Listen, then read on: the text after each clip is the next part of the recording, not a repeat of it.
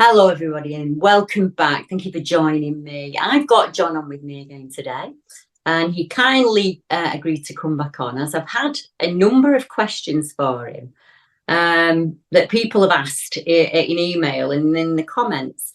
Thank you for joining me again, John. You're welcome. Right, so while we're comfortable and it's really quiet and no one's about, a lady named Beryl J got in touch with me. She's from Swinburne, and she said, yes, John needs to come out of retirement. And her question for you is, other than your nan, have you ever seen any other spirit? The answer to that is yes. Ooh. A few. We were at Bodmin Jail about half two in the morning. We'd just gone out for a smoke, me, Mark, the medium, and a couple of the group. Me and Mark both turned round at the same time, and there was a bloke walking across the courtyard, gliding across the courtyard in a long flowing cape, I suppose, and a tricorn. So we just turned around to each other and said, yeah, that's what we came for. And the worst thing, none of the group saw it. They were all looking the other way. Oh no, that's sod's law, isn't it? That's the catch of a lifetime. We were in room 6, me, Angie. Now Angie's a trance medium.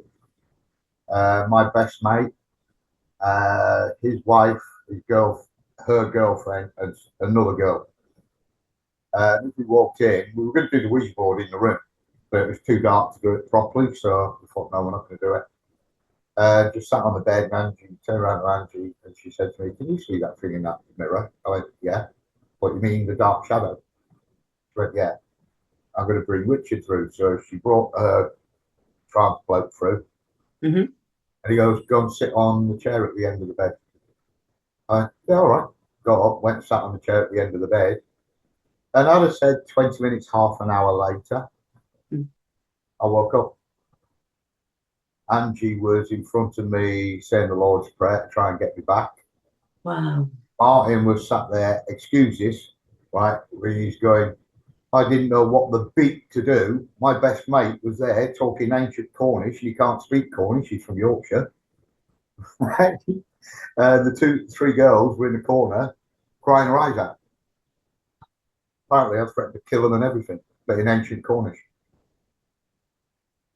Wow. I said to Lorraine, I said, look, couldn't be helped, I'm sorry. Oh, But yeah, no. I know that. She goes, can you check my back? It was really painful. And there were big claw marks, 2 big claw marks right down the middle of my back. Wow. I can never remember the name of the place, but it was up in Lancashire. And right. It's an old manor house, and it's got a stream surrounding it. It's got 7 bridges going around this stream, and they were all built by the High Druids hundreds of years ago. And a pathway walking down where you've got an arch of hazel and big steep bank on the other side. And all we could hear going down there was kids singing Ring a Ring of Roses. And it was a kids' graveyard. Right, yeah. Black dog, big black dog followers. He stayed up on the ridge and just followed us all the way down. Came back to the manor, and next thing I know, I'm flat on my back. With the energy. Again? He just pushed me straight onto my back.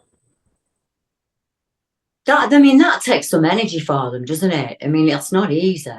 But we've seen loads of little things, nothing apart from that. It's like I said last time, you can go on investigations, 99.9% of the time you see nothing. Right, yes, I've seen the kids at Chamberlain Manor, which you've got the photographs of. Yeah. Seen my dad, seen my auntie. That's about it. You count it all on one hand, really. That's a lot. That's quite a lot, I would say. Yeah, but if I switch on, I can see them all the time. Yeah, that's the problem, isn't it? It's like, I don't know how it was for you, but for me in the beginning, before I learned to manage it, it was overwhelming. And overwhelming. It made me back off. I mean, I think some people think it's positive all of the time, and it's not positive all of the time. No. Some of the cases we do, I tried explaining it to somebody, they actually leave it like a smudge or a mark because you're exchanging energy, aren't you? And that, you know, I said to the guy, you know, you got to be careful. You can't push it because every contact leaves a mark. And like, as I call it, it's like a black smudge almost that I can't get rid of. But I'm lucky, you know. What people forget to do the most on an invest is make sure they're leaving on their own. But yeah. They just walk straight out. They don't think of cleansing themselves and making sure that you're walking home on your own or driving home on your own or whatever. Yeah. Which I think's wrong. But then, who am I? Well, you're a very experienced man, and you've worked in the paranormal for decades. So I take your advice as gospel. I mean, I should have heard it because I didn't in the beginning. I just used to go in willy-nilly, and you know, and I don't know. There was nobody to teach me. There was nobody to show me what to do. You know, I like to learn by my mistakes, really, and I made a few of them. I learned. Don't we all? Yeah. But that kind of brings me to my next question. Jane K from County Antrim, she said, 100% love this episode, Deb. Please get John back on. She said, what would you class as your hardest case? The hardest case? Which way she means? Does she mean the most frightening hardest? Or she just says your hardest or most favourite case. Well, I would imagine they're not the same. Have you ever had a case where you thought, that's it, I'm done, not going back? Right. Good. The best one was the Brick Pub. Right. In Ilfracombe, right on the quay. It's where Lord Nelson stayed and everything else. But before we went into it, we went into the George, which was 1300 and something, the pub. Right. And yes, you can still see it. I had my arm on the bar like that. And then I don't know if you can see it. Yeah. Yeah, right there. Yeah. It opened up. Oh my God. Yeah, it literally just opened up and started pouring with blood. Oh, I've never had anything like that. That's that one. But no, the brick was fascinating. It was different. Everything about it was different. Right. We had the owner called me into his office and he goes, watch this on his security cameras. Upstairs, was a restaurant, right? Going all the way around and things like that. I said, what do you want me to watch? He says, yes. And he flicked it on. And his thing came out of the box seat. And the easiest way to describe it was a fishing rod. It looked exactly like a fishing rod, like that. Right? And it went along that one, along that way, out of the window, along to the next window, back in. Bloody hell. Carried on going round. And it was on camera all the way around. And I went, have you checked the sails on the boats? Go and look, there's no boats out there. The boats were in. I said, right, have you checked the lens for a spider or something like that? He goes, ask the security guard, that's the first thing he did do. I said, well, can I go and have a look? So I went and checked it. No, there was nothing at all. And 20 minutes later, it was still going round and round. Then it just came back to where it came from, went in, and that was it. And was it just energy, do you think? Like, one thing I cannot explain. I really can't explain it. I wouldn't let it try because it would be purely out of my mind, and I wouldn't have a clue. But we had monks there, everything. Because the actual pathway through the middle of the hotel is the original pathway, all slabs and things like that, but not paving. All no, I get what you mean, though. The original energy would be there. You had monks walking in and out. You had old people, old women walking in and out with baskets and all the rest of it. It was really, really interesting. Lord Nelson's bedroom, absolutely nothing. Nothing at all. Nothing at all. You tend to find that though, don't you, with places like where they're supposed to have this, you know, we stayed in this room and Queen Elizabeth stayed in. 9 times out of 10, it's the scullery maid that's haunting the place, or you know, the groomsman or something. It's never the hoi polloi. For me, A boy that goes and has a pint in the pub, drank all his life, and he don't know anything different, so he'll go back there. yeah, exactly. The most interesting one though was the Cornishman, just outside the Red Roof. Now that we got in it, we'd been told it was active as anything, and the landlady said, "Yeah, come on, see what you guys think." So we went up, and would have had pictures of this. That Angie was sat at the bar, and on the door behind her, she goes, "I can feel something down, big black shadow on the door." We got a photograph of that, and I said, "Well, that could be the light. The way the sun's angled and the light's angled, it could be that." And I went, "But it is actually shaped as a human being." Got the orbs floating around the bar and everything else. But the most interesting part about it was we found out it used to be an old school for kids. The pub was a school. And she Right. went, "You know that?" I said, "Well, she just picked it up. You can hear the kids. And you can hear the bell out in the car park." Yeah. She just knows. So explain this then. Then she goes, about 2, 3 months before, they were in bed, her and her husband, and was banging on the ceiling. And they thought, "Oh, we've left somebody in the blues at the bar or something." They didn't bother about it. Again, bang, bang, bang, getting louder and louder. So the husband went down. The bar was on fire. So it saved them. Yeah, they got them out. Brilliant. That was the most interesting one. Yeah, yeah. I mean, some of them we have. If people are watching this on YouTube, if you just want to scroll back just before John starts speaking about Cornwall, you'll see me. I've leant forward and I wrote something down on my pad, and what I wrote on my pad was the word Cornwall. But you know, if you think I'm shonky, just go back and have a look and see. I knew it was going to come up, so I thought, right, that'll play into something later on. I'm trying to think of my hardest case. I don't think I've had any that I wouldn't go back to, so they weren't that hard or frightening that I wouldn't go back there. But I did make a mistake once when I was trying to train my tuition, trying to make sure, you know, make myself trust it. We'd get in the car and Mark would just randomly drive. And then we'd end up somewhere and I'd ground myself on the, you know, on the ground. And that's what we do. And it got to kind of winter time. And I've got my head down and I'm thinking, and he's just driving. And I said, "Are we going towards Blackleach?" And he went, "Yeah." And I went, "Oh," but I didn't tell him not to go. We just blundered in there in the car. And the next thing, this beast of a thing, I don't know what it was. It looked like a minotaur and a dog crossed together. Screamed in my ear, and I was sick, John. Everything was spinning and spinning and spinning. Couldn't get my head up from my knees, and I'm shouting, "Drive, drive, drive." And he did. It took me 2 days to get over that energy. But when I did, somebody online looked into the area and it was a pet cemetery and we drove onto it.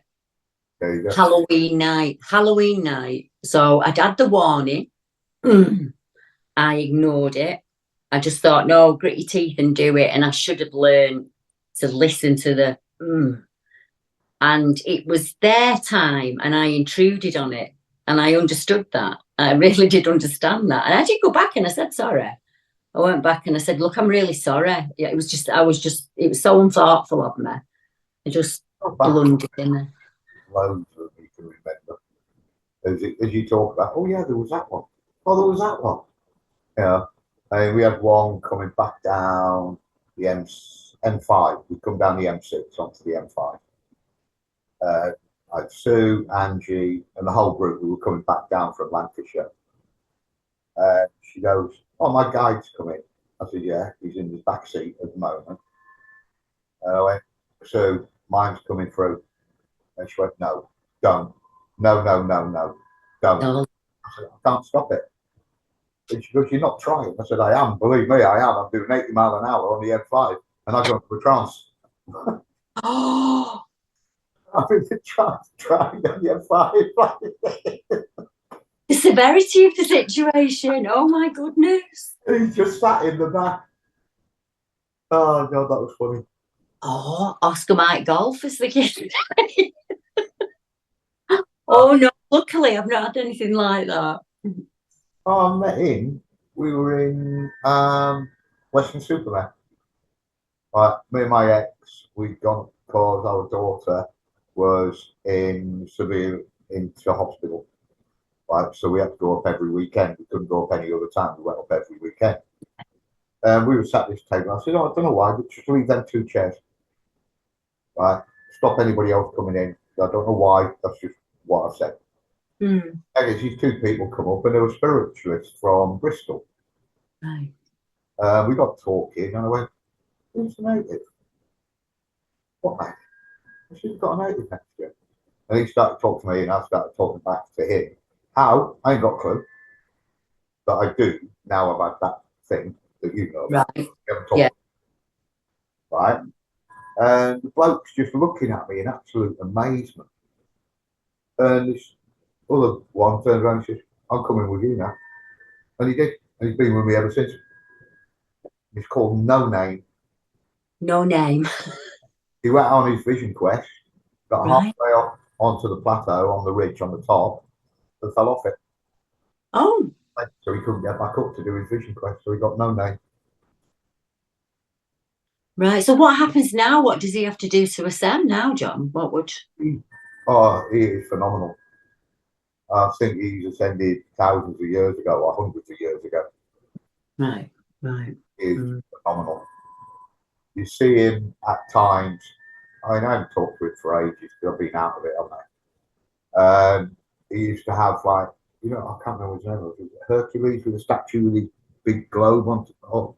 Oh yeah, like Atlas holding the globe, yeah. And walking around. And everybody bows to him, or not bows to him, but defers to him. Yeah, he's regality. Yeah, I get you. Yeah. He is absolutely amazing. Well, yeah, most of his mountains. He'll talk about anything. Unless he's dead serious, then you ain't got. Yeah, I get you. I've had like, I wouldn't say audible because you can't hear it with your ear, if you get what I mean. But I've had like words and like, things like slow down or look, or my mum and dad did going to Stocksbridge bypass, which is between me and it's quite a famous road for hauntings. And they were in the car. Mum was driving. Dad would normally have been driving, but he'd had a heart attack a number of months before, so Mum was driving. And it had been a long day, and she said suddenly from the back seat they heard, I can't remember, she said stop or look out. I think it was look out. And there was an old-fashioned sailor walking up the road. She had like white uniform, bell bottoms, the whole 9 yards, and she had to move to avoid him. And that move to avoid him made that they didn't end up in quite a bad accident. So it was definitely a good interaction. It was like look out kind of thing.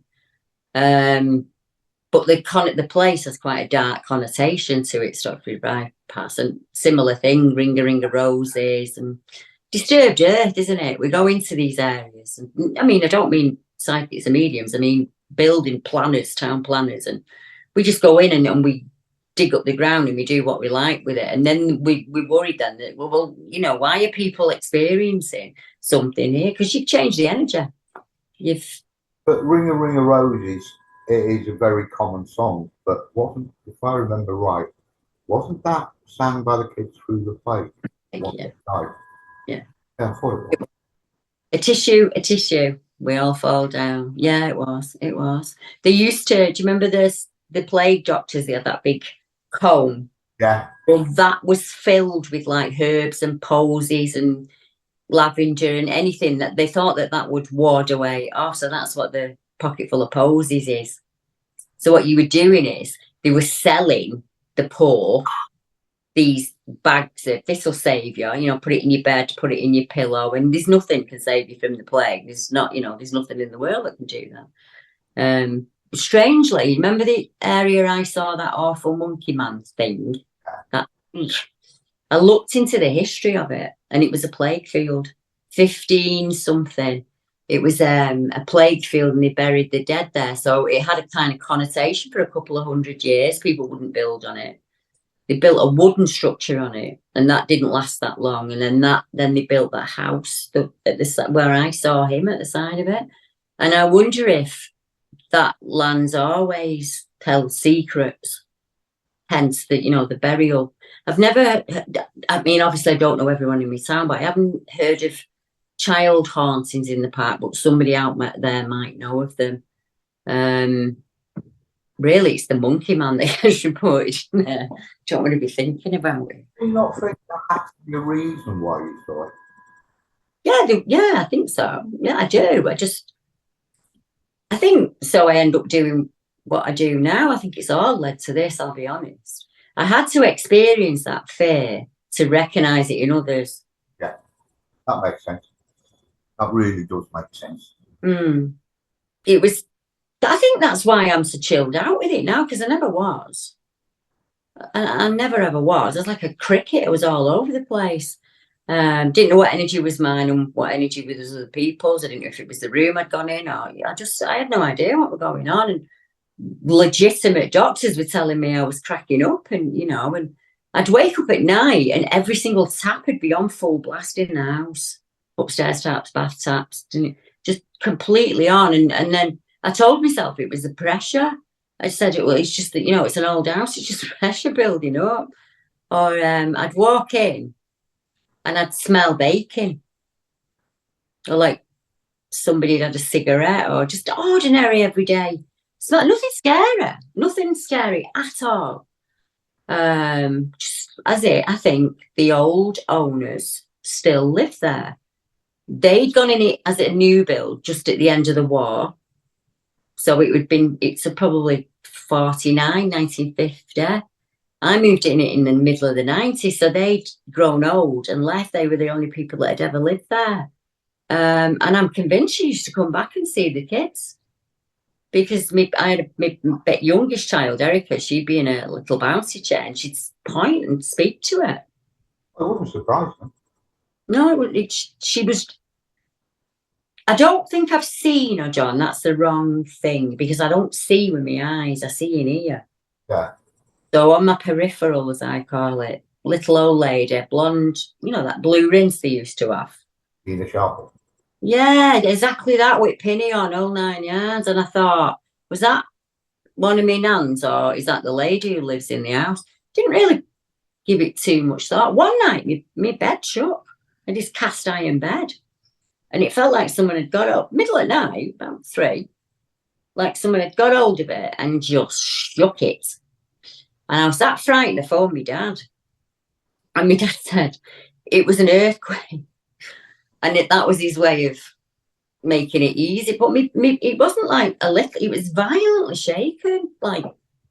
And when I looked, the curtains were up as if there was pressure of some kind. And I would have probably been 28, 29 then. So no understanding of what I was back then. But yeah, it was a bit frightening. That sounds interesting. Well, it leads me to the next question. Paul J and his partner Rai Rai asked John for some advice. They said they both moved out of parents' home and moved into their new flat together. Right. And over the past few months, as they've been decorating and things, they have found a number of, nothing scary, but some objects, like little pottery objects. And she said from putting them out on the shelf, they started to smell, like me at home, cooking, the smells of cooking and smoke around the home. So I asked if there was anything negative or bad or anything like that. And I think because they've never experienced activity before, they were seeing these smells and these bumps and these noises as something, you know, demonic. Yeah. What would John say? So there's my question. What would you advise? Are they the first people in the house, in the flat? No, it's a new flat, old house. So what we've got is a big 3-story Victorian. Redone into flats, yeah.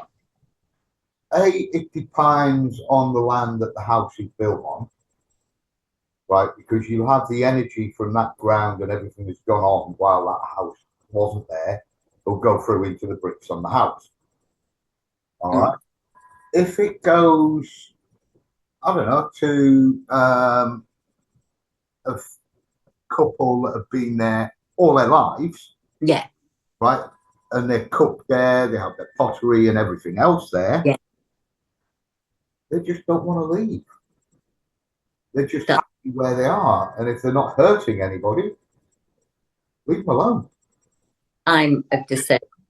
Just say, look, please, we live here now.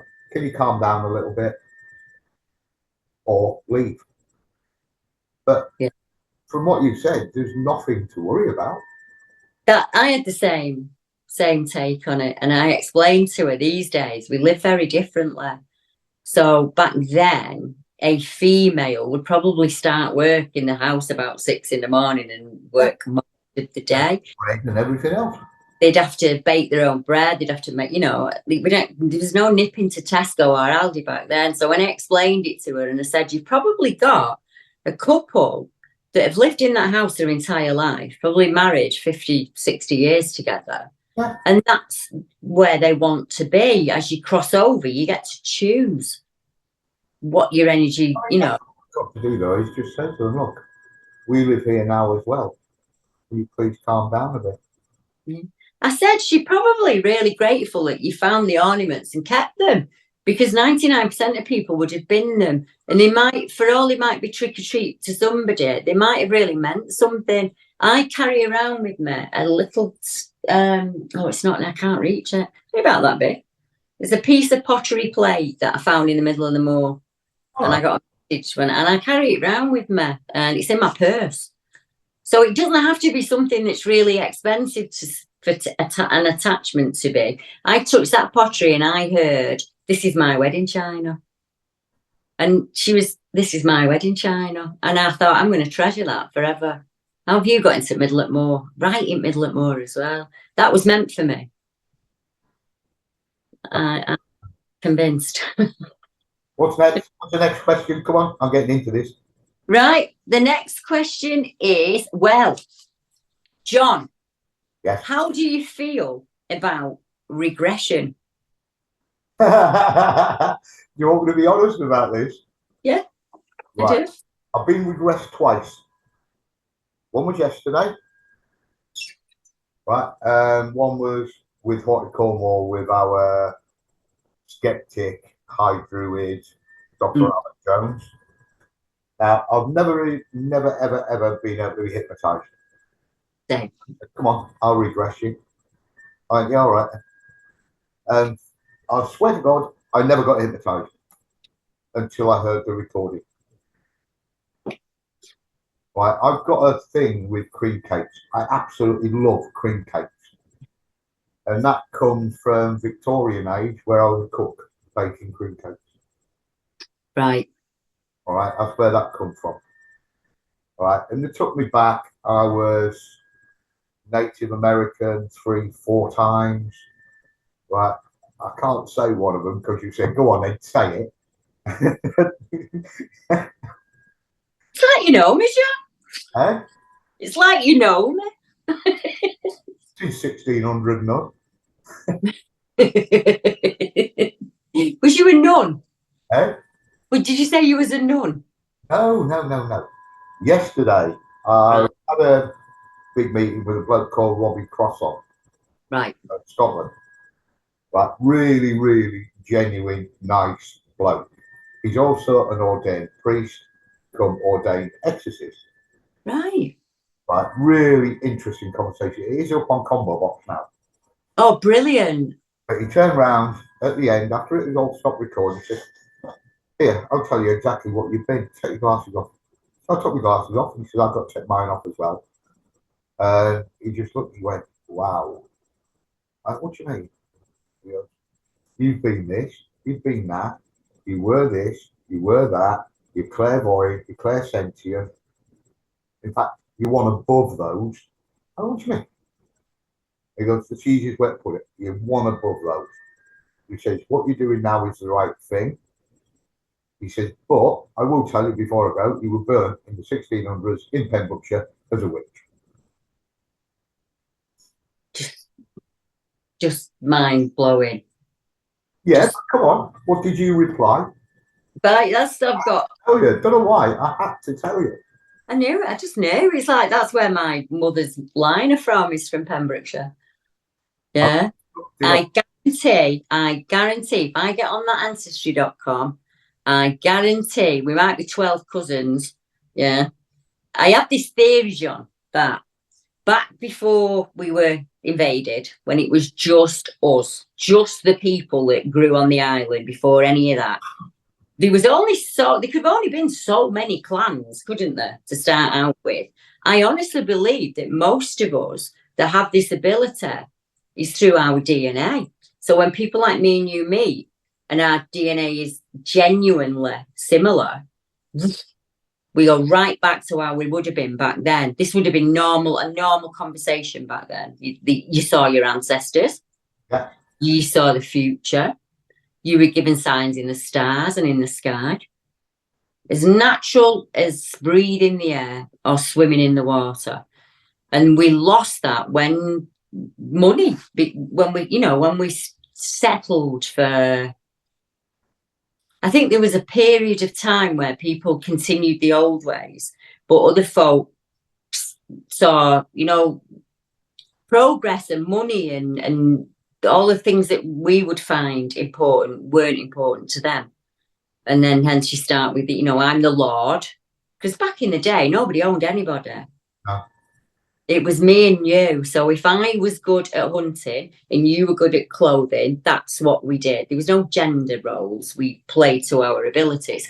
So if I could have been the elder or you could have been the elder, depending on, who was the wisest. And then you bring two elders together that have the energy. Fantastic for the tribe because it increases the energy for people around us. It's only like sitting in a circle. Yeah. Exactly the same, isn't it? And like sometimes I wish I could get people and drag them all the way back. So I wish someone had done it with me and say, look, it's just a natural ability. I know it's scary, but this is what us humans do. Yeah, that's the other thing you told me. I can time jump. Right. Oh, I need to talk to him, John. He'll talk to me. Yeah, of course he will. He's a really nice bloke. He says, yeah, we'll do one. He says, I don't like doing these. And the first thing that happened on the actual meeting, right, I got my coffee. Lisa brought me in a bacon sandwich. I went, great, you bring me a bacon sandwich just as I'm about to start the meeting. And Rob goes, where's mine? What you want, isn't it? Where's mine? There's more serendipities at play, though. I mean, Cornwall, you said that you don't know ancient Cornish, but you now know that that's where your DNA's from. Oh, yeah. Right. When I was a child, my dad used to work what was called continental shifts. So 1 week he was on nights, 1 week he was on 210, 6-2. When it was afternoons, when he was on 210, when we were kids, he wouldn't see us. And he'd come up to the bedroom at night. He'd come in from work and he'd come in just to see us. And we'd be well asleep. And they used to let both me and my sister talk in our sleep. And my dad said he came in sometimes and I would be sat up in bed and I'd be speaking German. Only probably, how old would I have been when we lived in that house? 11, 12, something like that. Fluent German. Didn't study it until probably the year after when I'm at big school and then you learn in German. But I didn't win any prizes in it. Probably get like 2 out of 10 on my vocab. Did my DNA, find out that my mum's side from Mettendorf in Germany. I know. I know. So, like you, about 2-3 years back, I want to be hypnotized or regressed to go back to that day in Beulah Park when I saw that monkey man. I want to look at it from as a bystander rather than as a frightened teen. I want to see, so lots of people have tried hypnotizing me, too strong-willed. So this guy, I get friendly with this guy, and he said to me, just get friendly with me, get to know each other, and then we'll try relaxing you. And I was exactly the same as you. I thought, this is a load of codswallop, this. I thought it was half an hour of meditation. I'm just going to lie here and enjoy it. As far as I was concerned, I wasn't hypnotized. I wasn't speaking. I was just lay there thinking, I wish you'd hurry up. Till I saw the video. Yeah. Which I've got, and I'm going to add on to the end of this, actually.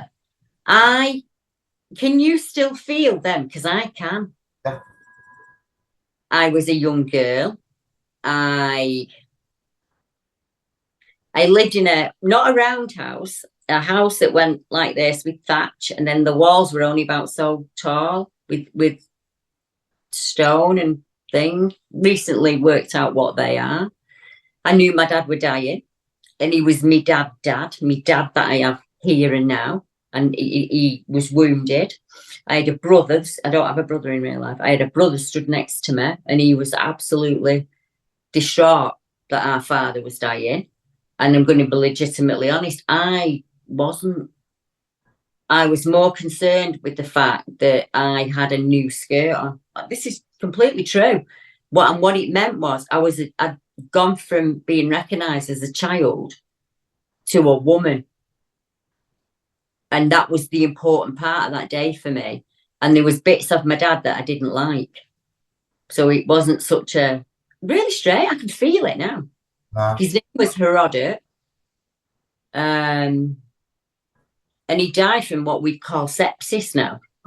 He had a wound, and I knew that you could pack it with mouldy bread and stitch it up, but it wasn't working. And he had the blood poison, as they called it. And I knew that he was going that day. And in my mind, I kept looking at this skirt. And I think it was a responsibility to come, like, when he dies and he's the chieftain, and my brother then becomes the chieftain, what does that make me?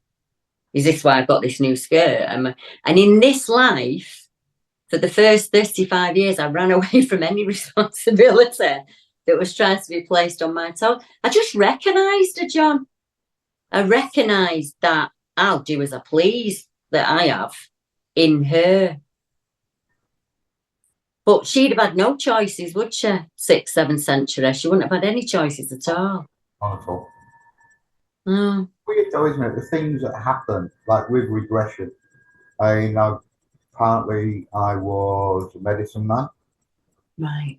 And I envisaged, if it's the right way of putting it, or I saw, I was in the teepee with the chief's son, like healing a bison and buffalo's horn wound into his stomach.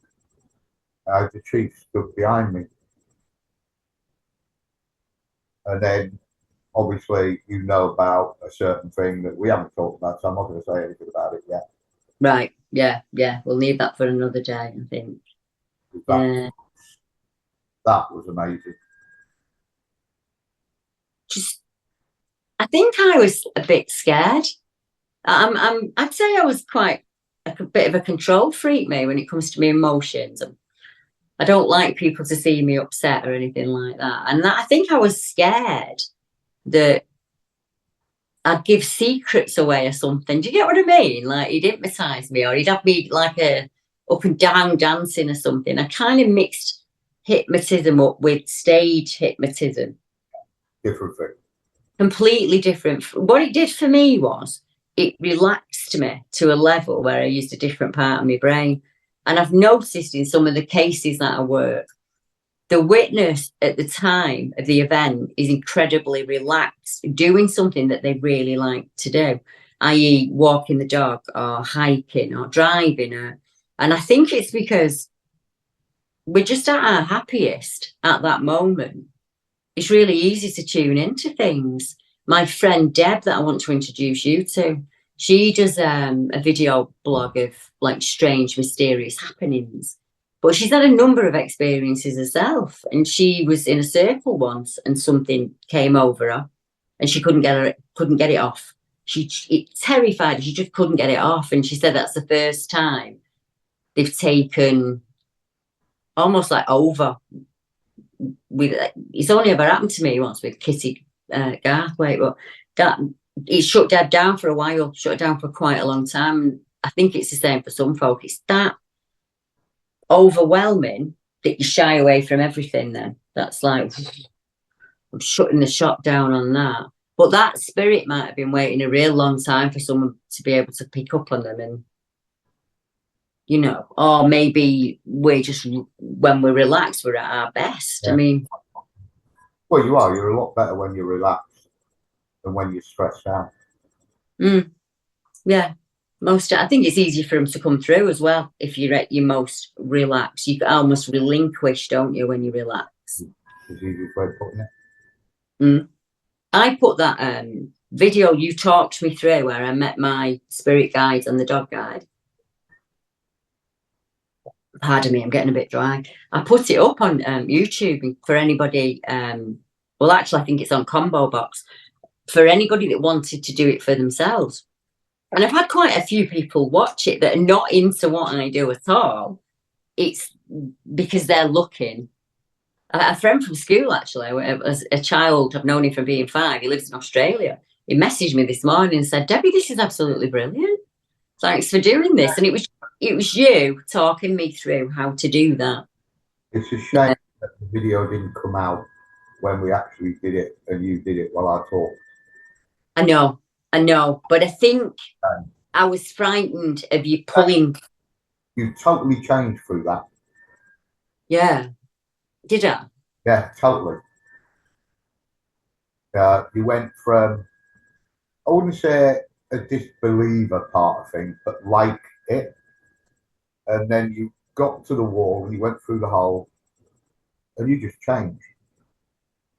A smile came on your face and you started walking down and all the rest of it. You went to the next bit and a bigger smile come on and your eyes shut. And then you started crying. It was superb to watch. It's just a shame that didn't come out, but that was my fault. No, it happens as it's meant to happen, isn't it? Because the next night I thought, no, I'm going to do it again. I've got the audio of him putting me through it, so I'm not putting me through, you get what I mean? But I'll just sit down and do it again. And it was like this. There was nobody in. It was really quiet. As you can hear, you can't hear anything. So I lay on the sofa and I played it. And that made me so relaxed when I come round. I thought, oh, I'm going to do that again at bedtime. That's going to be the next question. You know that, don't you? What? Oh, will you do that? Yeah. Well, somebody's going to ask you to do it. Somebody's going to ask you to do it. I remember. I think I realised that my dad, because I was like, oh, hiya, Dad. And then it was like, oh, my dad's died. And I think for a split second, I was a little bit upset that I'd realised that he died. But then kind of realised that, hang on a minute, I'm with him again. I'm literally with him again. Yeah. You know, I could feel him. I could smell him. Oh, honest. And he's been around since. I felt him around quite a lot lately. Is it, you know? Oh, good though, isn't it? Yeah, honestly, yes. Yeah.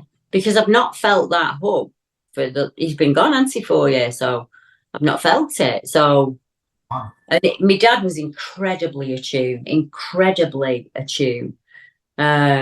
Well, ordinary working class lad, so it wasn't something he'd tell folk about, you know, but he struggled with it like I struggle with it. And he told me at the end, stop running from it. Stop running from it. Grab it with both hands and see what you can do with it. You can use it to help people, Dad. And I thought, he's right, innit? I could use it. And he said every time I'd come into the room, a telly would open up in the wall. Like a round thing would open up in the wall, and then he could watch through that. And he'd lie in his bed and he'd watch it like it was a TV. Awesome. you know? Comment on that because I did run away from it. Yeah. But they've got the run back. What do you mean? Well, I'm back. Oh, I get you. I get you. At first, you ran away from it. Yeah. It wasn't running away. It was just a natural thing, but you could put it as running away from it. You weren't. Yeah. Yeah. But it's stronger than ever. And it really is. Even Lisa turns around and says, you're totally different. Well, I mean, for me, your energy is what I recognise, if you get what I mean. You're a kind man. I like kind people. I like people who don't mind helping other people, you know. It's that's what we get it for, isn't it? We're not here I'm no stage media. I'll never do that. Don't care what they offer me. It's not for me, that. I'd rather have somebody who'd much rather have me there privately without anyone knowing. I want to do mediumship. I'm saying, and people keep saying to me, you're going to end up on TV like a big meat. No, I'm not. No, I guarantee you that I'm not. If I go on TV, it won't be to be a medium because it's not. I'm not saying that's not what I want to do. What I'm saying is I don't want to waste my gift on that. That's Freudian slip. I don't want to waste my gift on that. It'd be silly, wouldn't it? Deborah Hatwell in Blackpool 2 nights. Is our Maggie there? Hang on, is it Maggie? Might be a Mary. Is it Mary or was it Maureen? Oh, it was Maureen. Yeah, that's not me, you know. No. Into my head straight away as soon as you said you wish you could actually just go back to see your beast man. All I got was no. I know. Was he my guide or was he my stalker? I don't know the answer to that one yet. Yeah, you'd still see him. You'd still talk to him. Yeah, I can actually. But talking of strange dreams, because next time when we speak, we'll hit on dreams and things like that. I was waiting. I can't look at his face in my head. I can now, but then even the flash of him, absolutely terrified me. And I was asleep. I was definitely asleep. And I was dreaming. And in the dream, I lay on a log in this forest. Oh, beautiful. It was like, the only forest I could put it to would be something like in Cornwall. It was ancient and old and moss-ridden and just fairy-like. And the sun was coming down and I was so happy. I was only young. I was probably 13, 14. And I got up and I looked and there was a figure there. Oh, she was beautiful. She was radiant. It came out of her eyes and she was hair covered from head to toe, but serene, beautiful. And she locked eyes with me and she just patted the ground at the side of her as if to say, sit. And I said, no, I can't. And she just smiled at me. And then I woke up. And for about 7 nights after, I tried forcing myself back into that dream. And what it was, she was saying to me, we get it. You're frightened. We understand. But it's not always going to be like this. You know, that's kind of what it was for me. And that was the big... I sat down and I wrote it, John. As soon as I woke up, I wrote it all down so I didn't forget any of it. And that's when the automatic writing started, that day. Yeah, I can understand. So in my head, her name is Serena, because she was just beautiful, John. For all she had hair on her, she was beautiful. It just came out of her. And it was all about how we used to be together as one man and these beings, and we chose greed and war and all of the bad things over what they want. And they're as natural to this earth's probably not the right word, as they are. And then the second time I tuned into her, it was like looking at the earth through ancient eyes. So I'm looking down and I can see this beautiful gem-like, everything we need planet and then it just starts to decay and be poisoned, and I can feel the loss, like losing a child, like having something tore from me. And it was me watching the earth die and be destroyed. And in my head, I was saying, you stupid.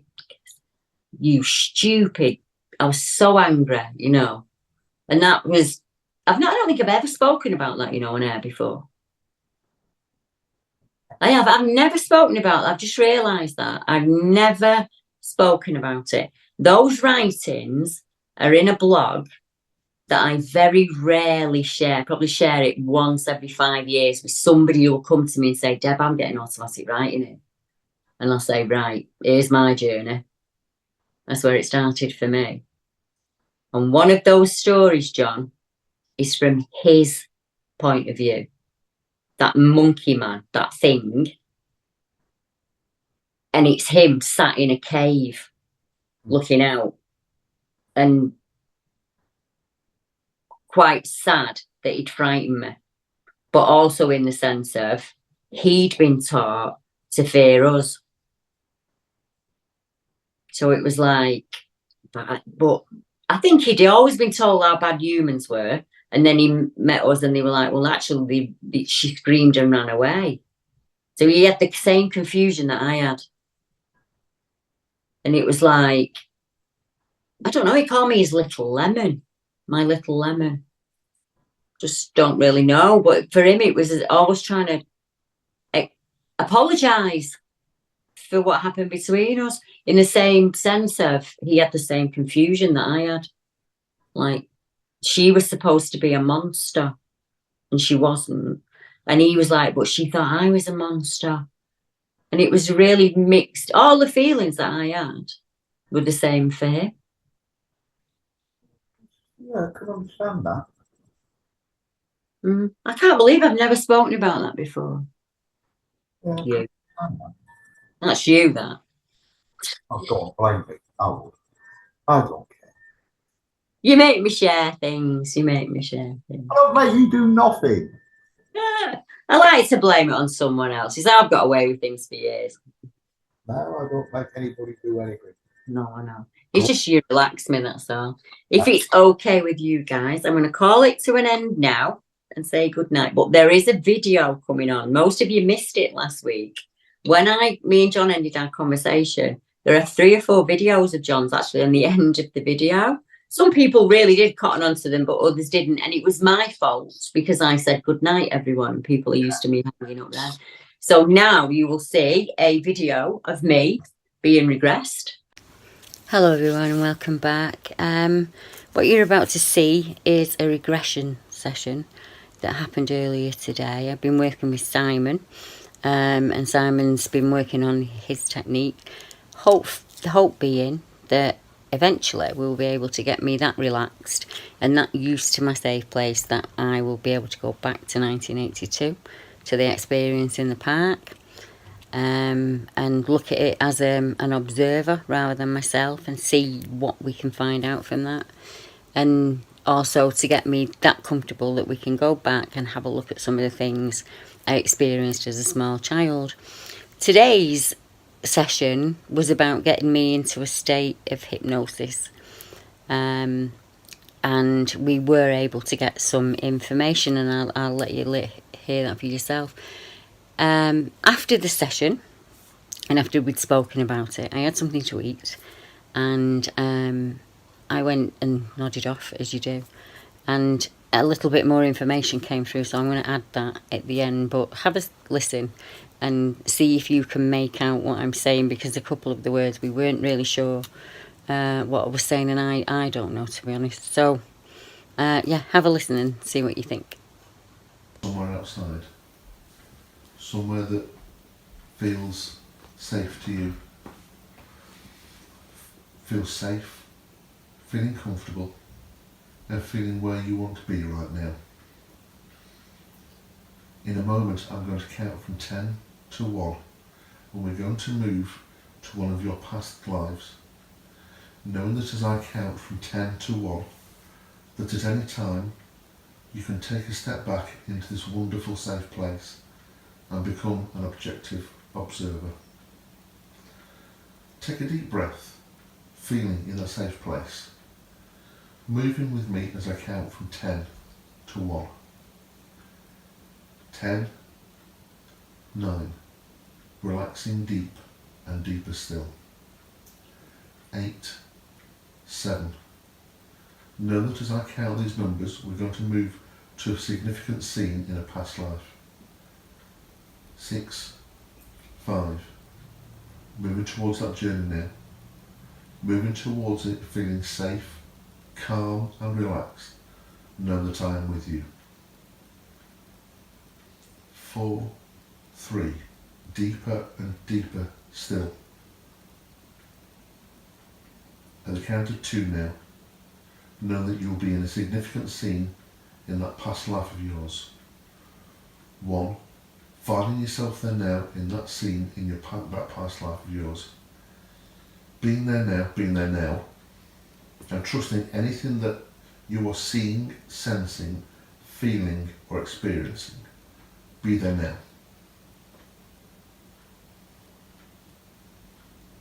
Are you aware of being in somewhere different, Debbie?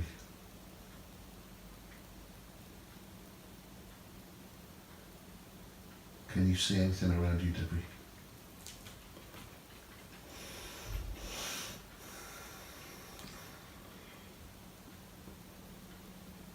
Do you have any sensations? It's small. It's small. Is there any light around you? Summer. It's summer.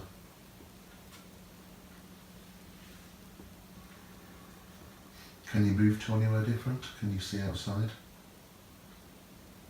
I'm outside. You are outside. Good. What can you see? Family. Family. Do you know any of their names? I read it. Okay. Anyone else?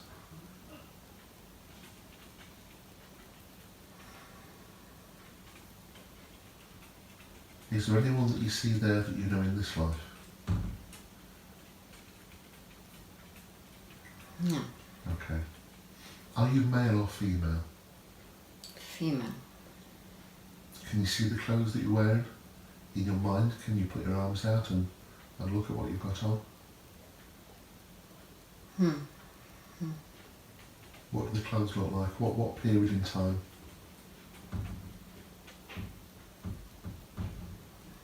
Skirt. Good.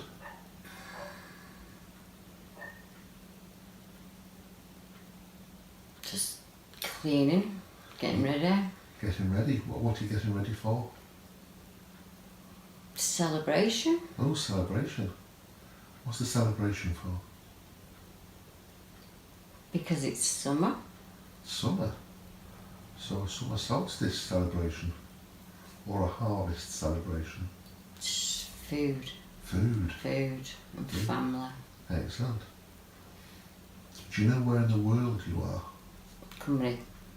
All right. And do you know what time period you're in? No. No. Okay. Do you know what your name is?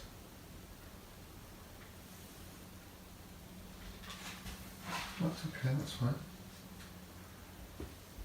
Okay. So, Girl. say that again, please. Girl. Cool, excellent. Okay, now I'm going to count from 1 to 3.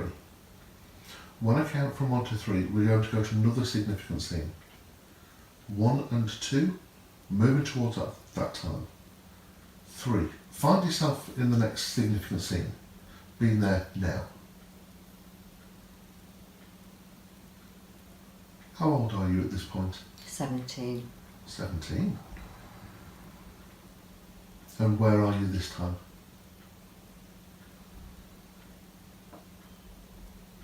Home. Home.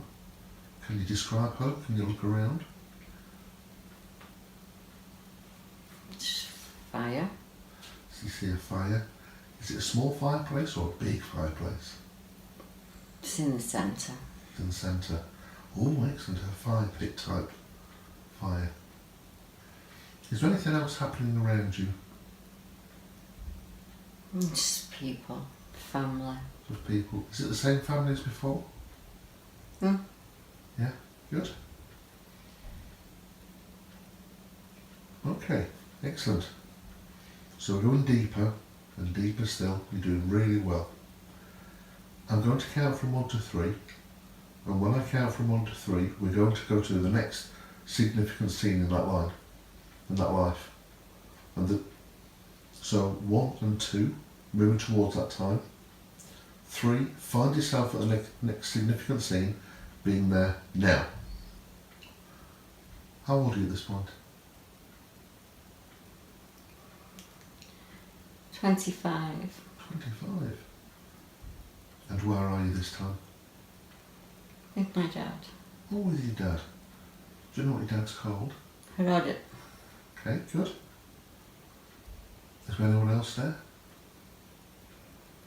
My brother. Your brother? What's his name? Samuel. Samuel. Excellent. Are you inside or outside? Inside. Is it the same place as before or a different place?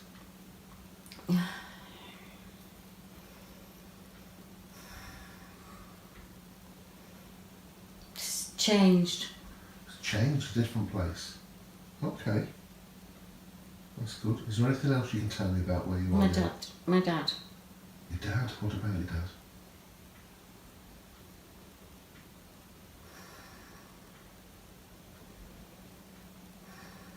He's injured. Oh, how's he been injured? He's cut. He's cut. Sick. Well, he got cut and now he's sick.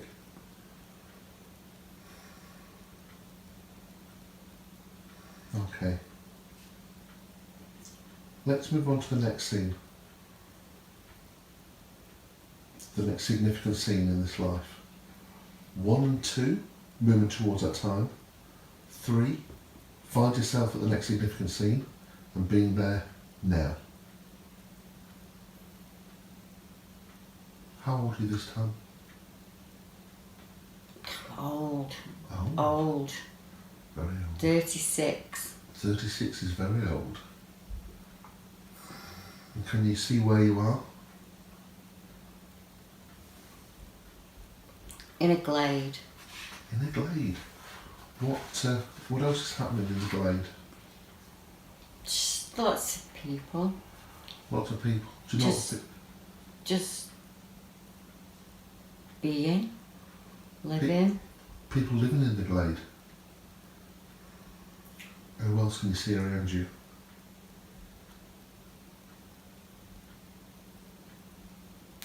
Everybody.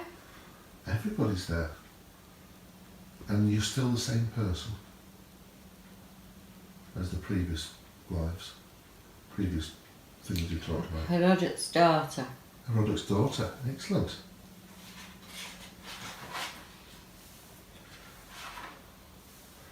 Okay, what we're going to do now is we're going to slowly bring you back out. So you let all those previous life scenes clear out your mind and just go back to being relaxed again.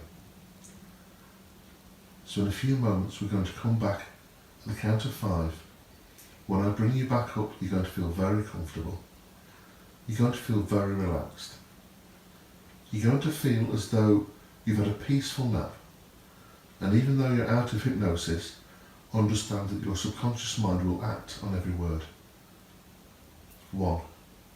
Beginning to come up, feeling very good. Filled with energy, rested, feeling as though you've had a peaceful nap. 2. Coming up even more, beginning to move now, beginning to stir, and you are totally at ease. Feeling very, very pleased that you have such a successful hypnosis session. 3. Realising that you've done very, very well. You may wish to move your hands and feet. 4. At the count of the next number, you'll be completely awake. 5. Eyes open, wide, relaxed, refreshed and feeling wonderful.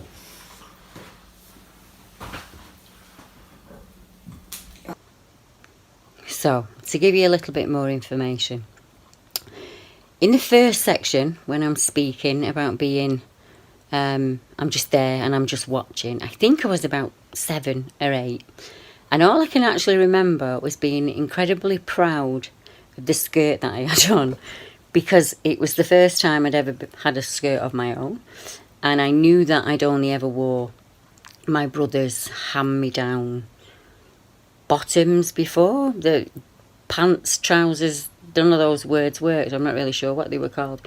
But I knew that I had this kind of almost sackcloth pair of pants on that was sewed up the middle. It was really, really strange. But they were my brother's and I was really upset about it. And I had a very big oversized belt on as if I wore somebody else's clothes. And I knew that that day that somebody had sewn that skirt for me and I was incredibly proud of it. I knew it was a celebration. I don't know what they were celebrating.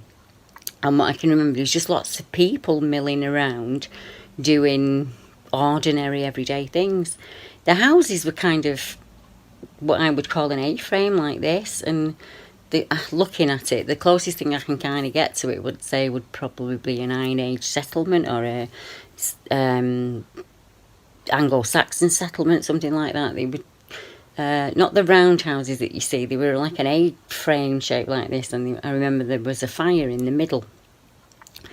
I remember my dad on his bed and he was covered up to here and he'd been cut somewhere around here, and I knew that he was sick and that he had a fever, and my brother was sat at the side of him, well, stood at the side of him, and I was sat at the side of him bathing him with cold water from a wooden bucket. And I don't remember any females at all, just males in the room. There was a fire in the centre of the room, and it kind of had stones around it. It was quite smoky in there, but it felt to me like home, like I was back home. That's what it felt like. It was absolutely lovely. And as we got to the end, and when I said I was very, very old, I did feel very, very old. And I was in the same glade, the same houses, but it was later. Like when you visit, you say your childhood home, when you leave and you come back 20 years later and it's the same, but it's also different as well because things have moved on. That's what it felt like. I think my name was Inga. That's how you spell it, I have no idea. I think the gentleman's name I was trying to say was Herodot or something like that, because that fits comfortably on my mouth. The rest of it, I have no idea about. I really don't know. But we will be doing extra sessions, and when we're at a level where we're comfortable, of course, we will invite anybody that wants to come forward and kind of do the same thing. So I just wanted to share that with you and give you a little update on what I was doing. So I hope you enjoyed it. And I will definitely be back with some more. It's just get me and Simon together again and I will record the session. So until next time, thank you very much for joining me. Oh, yeah, very vital. I should have thought of this beforehand. If you have any information on any of those names or anything that I'm describing, please get in touch, because obviously it's like, for me today, it's like I've read the first 5 chapters of a book, but I don't know what the rest of it's about, and I really would like to know. So yeah, if it rings bells for anybody, just get in touch and let me know. So good night. And if John's got any photographs he wants me to show, I'll pop them on as well so you can see them. And I'll have a chat with John about that in a second. So I will be back next Saturday, same time, same place. Don't forget to check out Combo Box TV. You will find a link in the description below. I'm going to start making exclusive videos that you will only be able to get on Combo Box TV. So if you want to see them, I'd go and sign up now. Good night, everyone.